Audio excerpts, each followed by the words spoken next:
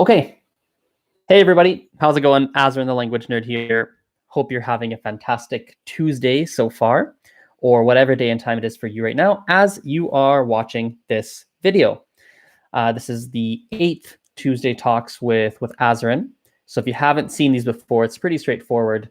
This is a segment on Facebook, on YouTube, on various different places. In fact, I should be making on Instagram, but why the heck not? That's okay. I won't do Instagram today. We'll do that next time. And basically, I answer one or two of your different language learning topics. These are topics that are voted in on the Language Learning Nerds Facebook group. We put a poll every Monday. We put out a poll. People vote on the topics, and then whatever the most popular topic is, I go and talk about that particular topic. And so today's topic was voted in. Funnily enough, it was actually voted in last week, but I messed it up. I thought last week we forgot to post the poll to see like what people voted on, but turns out we did. I just didn't see it. So by a landslide, the most popular topic that was voted in last time, with a total of how many votes? Looks like 74 votes. So, and with second place being with 42, so almost double the votes, was how do I take advantage of the internet in language learning? And so that's kind of the topic we're going to discuss today. Lolly, nice to see you on YouTube. Thank you for joining us. How many people? Let me check out Facebook here. How's that doing? Hello, people on Facebook. I see you. Hello. I see only one on my Facebook page, but we see a few on the Facebook group. So nice to see everybody. Now, when it comes to using the internet to learn a language, you know, there's a lot that goes into that. It's such a vast question because there are so many different resources on the internet, and the internet is such a big place that we could literally talk about this topic for hours upon hours upon hours. And there's a lot of things that we could discuss, but let me give you a few different things that come to mind that I think can really, really help you. I'll give some pieces of advice that are more theoretical and more up in the air, kind of more in the clouds. And then I'll try and give some pieces of advice that are super, super tangible and super practical. So let's start with a really practical one. There's one YouTube channel that I'm a really big fan of when it comes to using the internet for learning a language.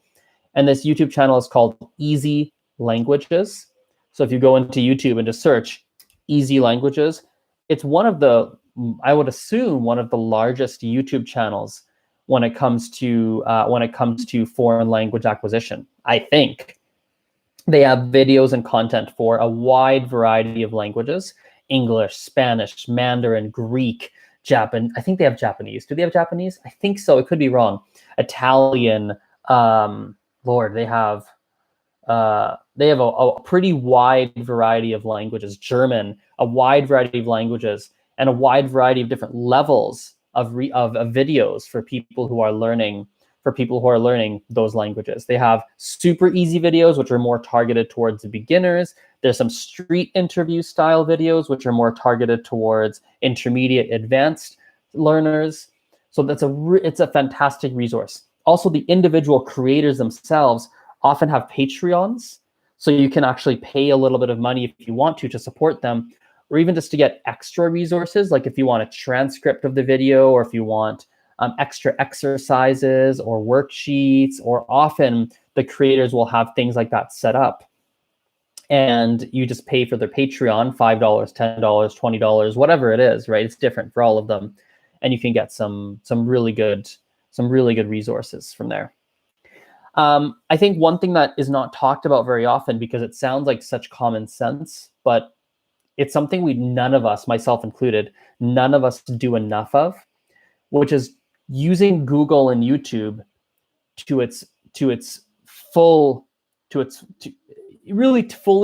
fully taking advantage of Google and YouTube. I think it's a really good idea when you're trying to learn a new language and you're trying to use the internet. You need to first figure out what resource would precisely help you right now the most. Then you have to think of 5 to 20 different search queries of what you might search on Google or YouTube to find something that matches what you're looking for. So let me give you an example here. I speak Gujarati. Gujarati is a language I speak, but it's also a language I'm actively working on and actively learning. And Gujarati is a language where there's very few resources. I mean, Gujarati is there's languages that have less resources than Gujarati, but in terms of language learning goes, Gujarati is a language that does not have a crazy amount of resources. There's very, very few. And so I was looking for some kind of listening comprehension resource that had a lot of ocean and beach related words. Things like ocean, beach, sand, sandcastle, swimming, sharks, fish, like all sorts of ocean and marine life kinds of words. So first I went into Google or into YouTube actually, and I searched, I think I searched Gujarati stories about the ocean. Nothing really came out. I searched the same thing in Gujarati. Nothing really came out. I searched a bunch of different things, and eventually I think I searched Gujarati story about fish or something like that, because I wanted something to listen to. It's actually for a student of mine, not even for me, it's for a student. And we're like looking for something, and I was like, we need to find something. So he's like, why don't you search Gujarati story about fish? So we searched Gujarati story about fish, and sure enough, there's like a story that came out, and it was a story that was about a fisherman who lived kind of close to some ocean or something. And there's lots of ocean words. We heard the ocean, we heard sea, we heard fishing, we heard lots of fish, we heard lots of things in that video. I mean, it wasn't the perfect video, but there's a lot of things in there, a lot of vocabulary that we'd been looking at in our class. And so you've got to, I think most all of us, myself included, all of us do not utilize the internet to its full, Google specifically, Google and YouTube specifically, to its full extent. And it's not something we talk a lot about because it sounds like such common sense, but that is the number one thing you could be doing to use the internet to learn a new language. Think of what resource you're looking for. Think of 5 to 20 different types of search queries of what you might need to search in order to find this exact resource you're looking for. And there's a very good likelihood you're going to find exactly what you need. I remember another quick story, then I'll give some more advice. Another quick story. I wanted to get a list of things. I wanted to get a list of kitchen related objects in Gujarati. Just very, very recently, like a week ago. I just wanted a good list. I wanted someone who made a list of them for me. I Googled it, didn't really find it. Googled it using different words. I think I said like kitchen vocabulary in Gujarati. Didn't find much. Then I searched like things in the kitchen in Gujarati. Didn't find much. And I was like, okay.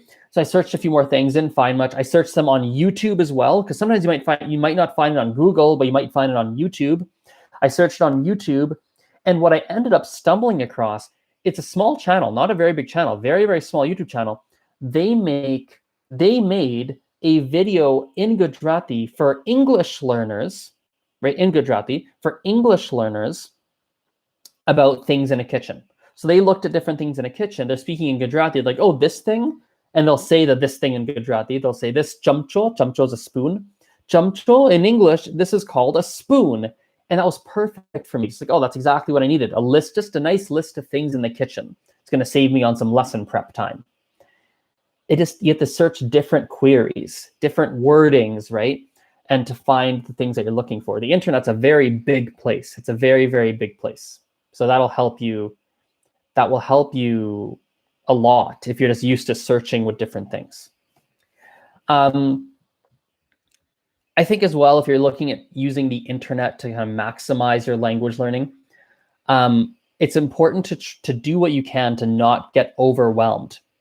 Because the internet's such a big place, because the internet has so many resources and so many things, even for a language like Gujarati, which doesn't have that many resources, there's still lots of them. It just takes a long time to find them. And then you look at languages like Spanish and French and more quote unquote popular languages where there really are lots, I mean like thousands upon thousands of programs and apps and websites and blogs and videos, and it almost makes you want to vomit, like just the sheer quantity of things that are out there. It can get overwhelming like that. it gets overwhelming so quickly, right? It can get overwhelming. Like I've talked to so many people who go, like, what program do I pick? This program says I should focus on input. This guy says I should focus on output. Both of them are very credible.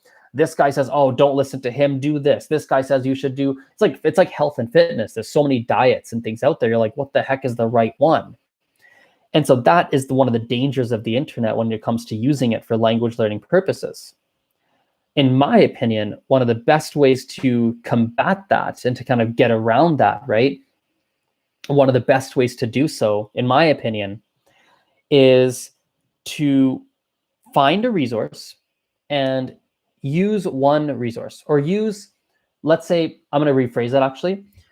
Use, I would say, one resource primarily. Pick one resource that is your primary resource, right? Primary resource.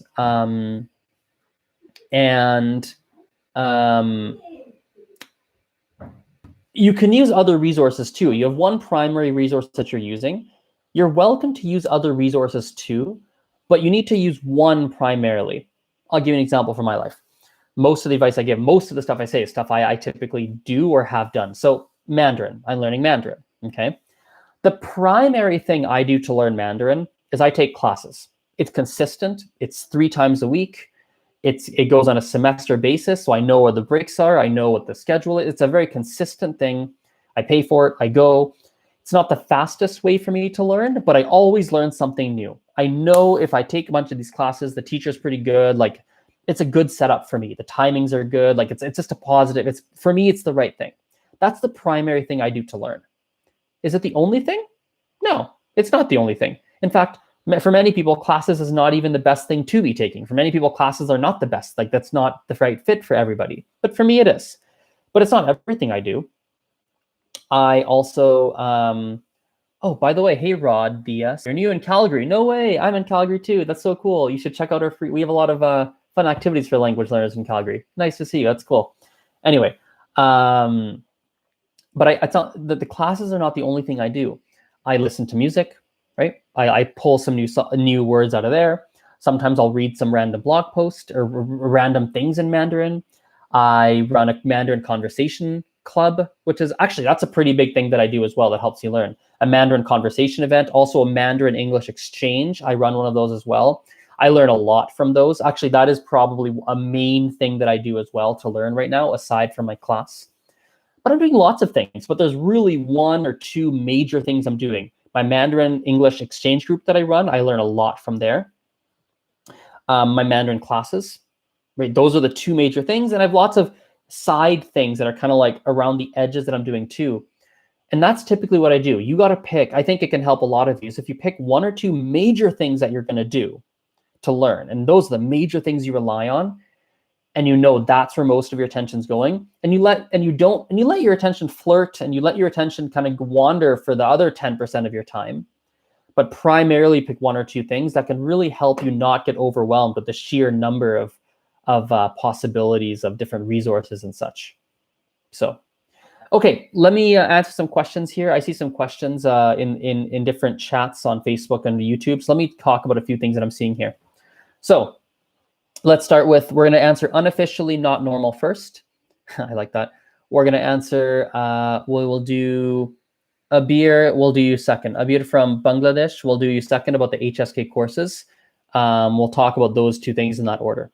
So first of all, unofficially not normal on YouTube says, I can never find any simple stories to read. Wait, what? Oh, I can never find any simple stories to read so that I can learn my target language. If you're still here, unofficially not normal, actually type the language you're trying to learn. Maybe I can even find something for you right now. I'm very good at Googling. I'm an expert Googler. I can find all sorts of stuff. But if you can't find short stories, like the first thing I would ask you is, how many search queries have you tried to find simple stories? Because I've struggled to find simple stories too. But when I start to modify my search queries, I actually often will stumble across things. So a great example, just yesterday, a Gujarati example again. because I've been having a lot of Gujarati examples lately. I used to struggle to find. I wanted to find stories in Gujarati that were subtitled in Gujarati, or even in English, for crying out loud. Even that would be useful, like subtitled in something, so I could like actually see how a word is spelled and look the words up and learn something from it. But I found such a small number of things that way, a very small amount of content, right, that had subtitles. It was so difficult. And eventually I stumbled across a YouTube channel that has a lot of subtitled content, which was useful. But just literally yesterday, it didn't even occur to me until yesterday, and I found it by accident, actually. I learned the Gujarati word for subtitles, and I learned it randomly, and I learned it, I don't even know why I learned it or how I learned it, but somewhere I learned it. And I wanted to confirm if that word is correct. So I literally searched the word subtitles. That was it, in YouTube. And suddenly I found a lot of videos that came up, and it was like, such and such story, subtitled in Gujarati, such and such video on such and such topic, subtitled in Gujarati. And I was like, whoa, oh my God, this is another, I never knew that the search query, literally subtitles was it, would pull up so many different results of something that I had been looking for. I've been looking for quite some time. And I was like, wow. So you got to change your search queries. You got to get creative with your search queries, and you got to see what pops up.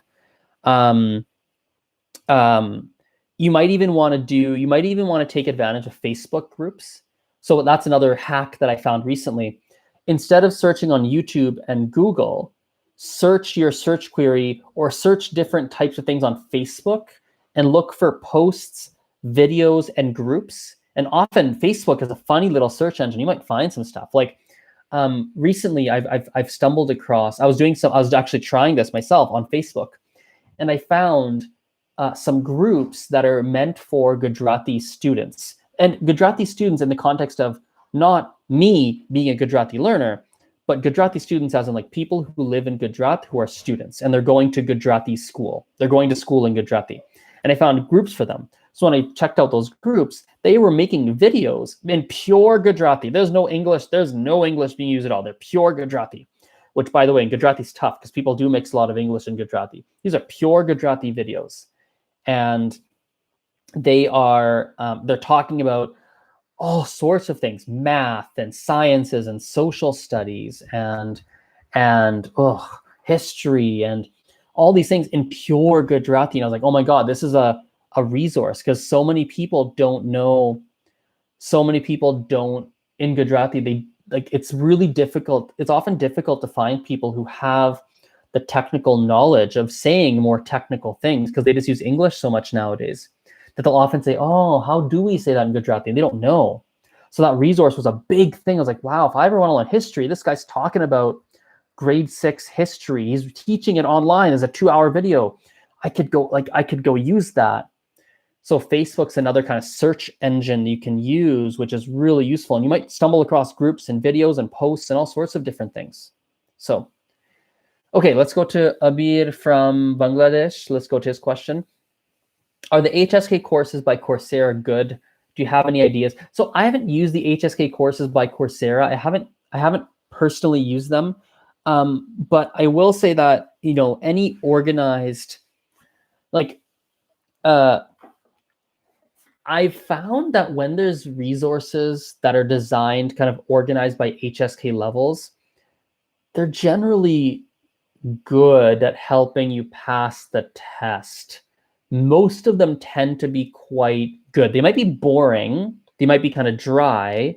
They might be they might not be fancy, but I generally find that they're good. So I haven't seen the one on Coursera, but generally when there's HSK courses online, they do tend to be structured quite well, I find.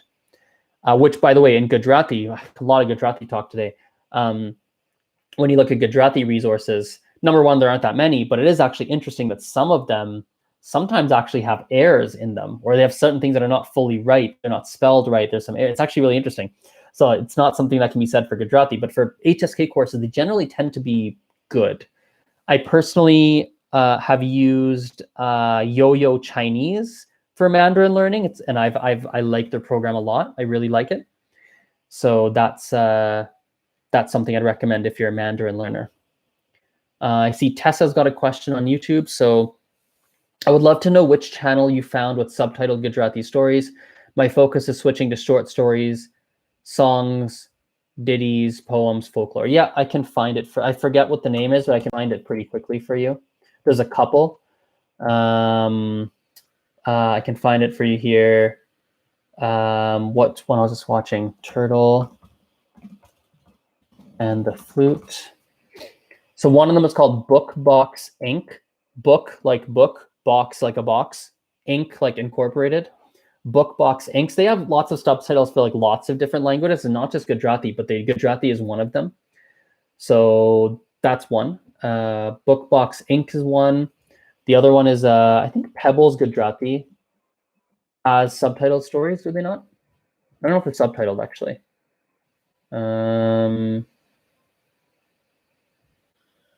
Looks like Pebbles Gujarati has some that are subtitled in English, maybe. Yeah, Pebbles Gujarati, not all of them are subtitled, it seems. Oh, but some of them are subtitled in English, actually.